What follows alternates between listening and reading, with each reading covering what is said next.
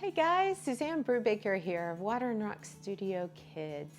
I am here with your final mindfulness challenge. You are on week 4 now. So if you haven't done the first 3 weeks, then go back and watch the other videos and do those 3 weeks and then come to this one last, okay?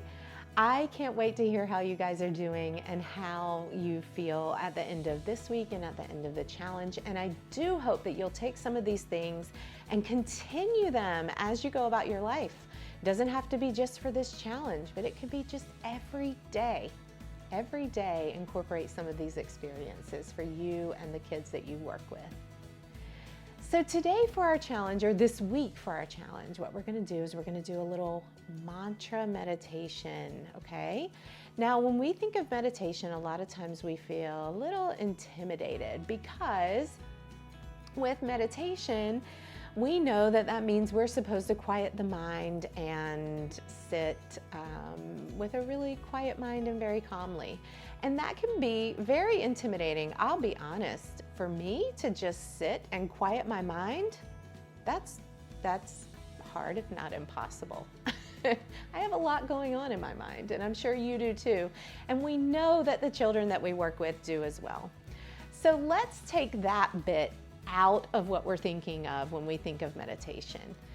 What I want you to do for meditation is you're going to sit, lie down, stand if you want to, and just start with maybe, it depends on the age of the children you're working with. If you're working with maybe 2 to 5s, you might just start with 20 seconds. If you're working with elementary, you might start with a minute. Just kind of decide what works for you and the children that you're working with.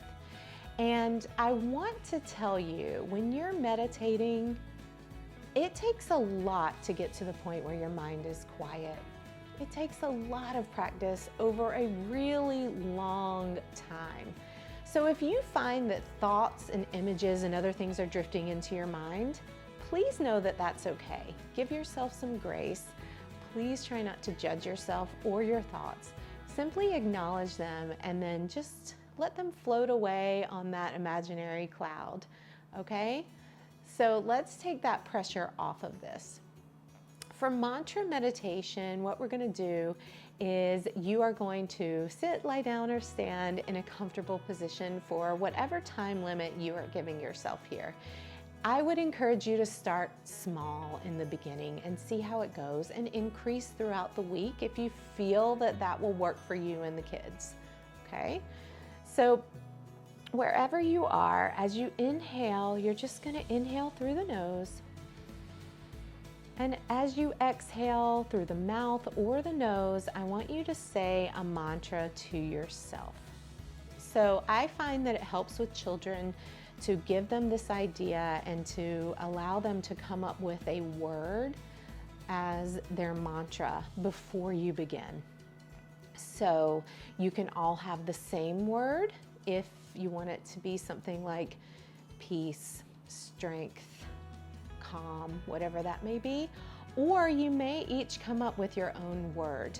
But I want you to kind of establish that before you begin meditating. So have everyone have a word, and with each inhale through the nose, and then each exhale, you're going to say that word to yourself, okay? It's as simple as that. And just do it for however long you have planned, and then eventually maybe work up to a little further. And remember, for these challenges, after each experience, you're going to take your journal, your notebook, or your paper and just jot down how your mind and body is feeling and how they responded. You may also want to write down the length of time of the meditation just to see if that increases over time or not. It's up to you, but make sure that you're keeping just a little informal log of how your mind and body is doing. And at the end of the week, I want you to look back at that and see if there was any sort of shift. Notice if there was anything happening in your life over these past few weeks that has caused you to say, I responded a little differently than I would have a few weeks ago. Sometimes I hear, I was stuck in traffic, and I realized that instead of yelling at the cars in front of me, I was singing music, or I was working on my computer and it crashed, and normally I would just cry, and I noticed that I actually stopped myself and took a few deep breaths, and that's very unlike me, right? There's all kinds of things like that that happen. I hear parents that respond differently to their children. They find that they actually haven't yelled at their child in a while, or whatever it may be. So I want you to look back through that journal as you go about your week and as you wrap up this mindfulness challenge, and think about any of those moments that may have occurred, and encourage the children you're working with too to think about any of those things that may have played out in their lives that maybe they weren't thinking about at the time, but now looking back at it, we realize there actually was a shift there. It's super cool when you look at it that way. And I also want to encourage you again to continue these mindfulness challenges beyond this week, beyond these 4 weeks here, and just keep going with it. And let me know how it goes. Thanks for joining for these challenges. I'm so, so proud of you all. And I will see you soon.